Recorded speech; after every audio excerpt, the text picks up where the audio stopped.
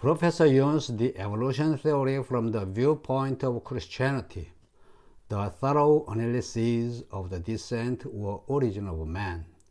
Lecture 24, Chapter 16, Secondary Sexual Characters of Birds, concluded. We must now consider the transmission of characters as limited by age in reference to sexual selection.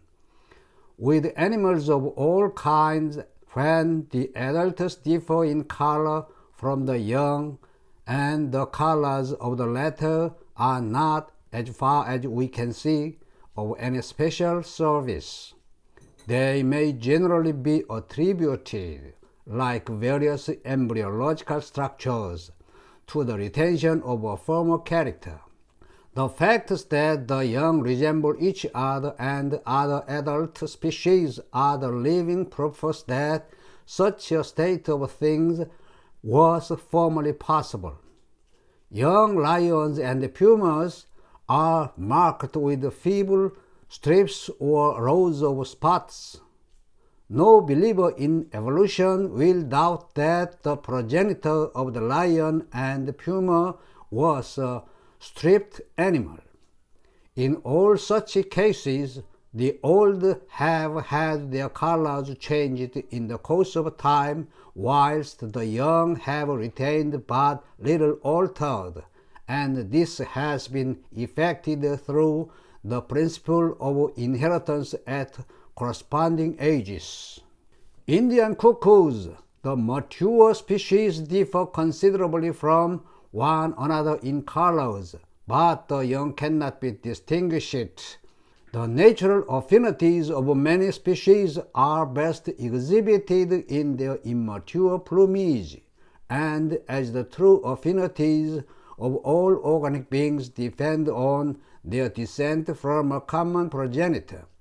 This remark strongly confirms the belief that the immature plumage approximately shows us the former or ancestral condition of the species. We may now consider the classes of the cases under which the differences and resemblance between the plumage of the young and the old, in both sexes or in one sex alone, may be grouped. 1. When the adult male is more beautiful or conspicuous than the adult female, the young of the both sexes in their first plumage closely resemble the adult female. In this class, the young of both sexes more or less closely resemble the adult female, whilst the adult male differs from the adult female. The first of the present law is well shown in those groups in which, as a general rule, the two sexes and the young are all alike. When the young and the females closely resemble each other and both differ from the males, the most obvious conclusion is that the males alone have been modified. For with several of these representative species, the adult males have undergone a certain amount of change and can be distinguished. The females and the young from the distinct countries being indistinguishable and therefore absolutely unchanged. The species which represent each other in distinct countries will almost always have been exposed to somewhat different conditions. But we can hardly attribute to these actions the modification of the plumage in the male alone, seeing that the females and the young, though similarly exposed, have not been affected. In this case, sexual selection, which depends on an element liable to change, the taste or admiration of the female, will have had new shades of color or other differences to act on and accumulate. We may therefore conclude that the females of distinct though allied species have often had their plumage rendered more or less different by the transference in various degree of characters acquired by the males through sexual selection, both during former and recent times. 2. When the adult female is more conspicuous than the adult male, as sometimes, though rarely occur, the young of both sexes in their first plumage resemble the adult males. This class is exactly the reverse of the last, for the females are here brighter colors or more conspicuous than the males. The cases are comparatively rare. Mr. Wallace, who first called attention to the singular relation which exists between the less bright colors of the males and their performing the duties of incubation, lays great stress on this point as a crucial test that obscure colors have been acquired for the sake of protection during the period of nesting. A different view seems to me more probable.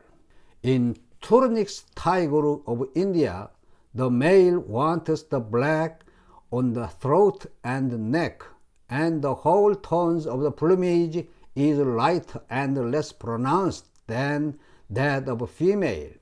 The female appears to be noisier and is certainly much more pugnacious than the males, so that the females and not the males are often kept by the natives for fighting, like a gamecock.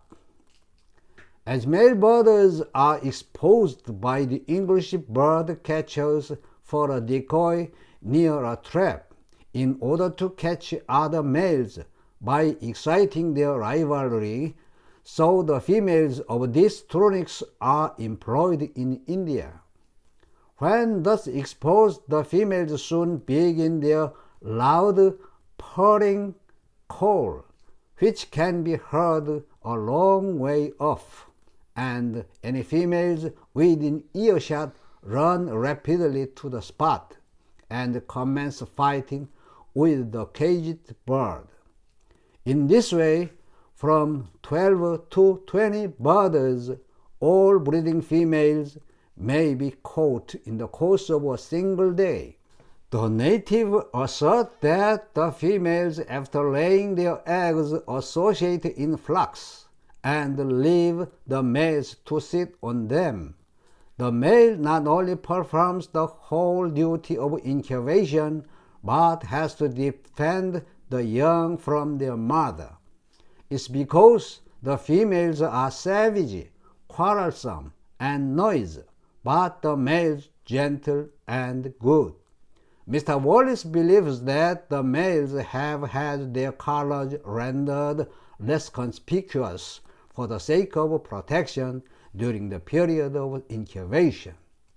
The greater size and strength, as well as the extraordinary pugnacity of the females of the Turnics, must mean that they endeavor to drive away rival females in order to gain possession of the male. And on this view, all the facts become clear. For the males would probably be most charmed or excited by the females, which were the most attractive to them by their bright colors, other ornaments, or vocal powers. Sexual selection would then do this work, steadily adding to the attractions of the females, the males and the young being not at all or but a little modified. It here is superfluous to detail the followed four classes. On the color of the plumage in relation to protection. Mr. Wallace believes that dull color, when confined to the females, have been in most cases specially gained for the sake of protection. There can, however, be no doubt, as formerly remarked, that both sexes of many birds have had their colors modified so as to escape the notice of their enemies, or in some instances so as to approach their prey unobserved, just as owls have had their plumage rendered soft that their flight may not be overheard. It will be admitted by everyone who has ever tried how difficult it is to distinguish parrots in a leaf-covered tree. Nevertheless, we must remember that many parrots are ornamented with crimson, blue, and orange tint, which can hardly be protected. It is therefore probable that with tree hunting, birds' strongly pronounced colors have been acquired through sexual selection, but that a green tint has been acquired oftener than any other from the additional advantage of protection. In regard to birds which live on the ground, everyone admits that they are colored so as to imitate the surrounding surface. Mr. Tristram has remarked in regard to the inhabitants of the Sahara that all are protected by their isabelline or sand color, and he has kindly given me the following information. There are 26 species belonging to 15 genera which manifestly have their plumage colored in a protective manner. The head and the back are of the same sand colored in the two sexes, so that in these 10 species the upper surface of both sexes have been acted on and rendered alike through natural selection for the sake of protection, whilst the lower surfaces of the males alone have been diversified through sexual selection for the sake of ornament. Birds in a state of nature offer individual differences which would amply suffice for the work of sexual selection, but we have seen that they occasionally present more strongly marked variations which recur so frequently that they would immediately be fixed if they served to allure the female. Shalom.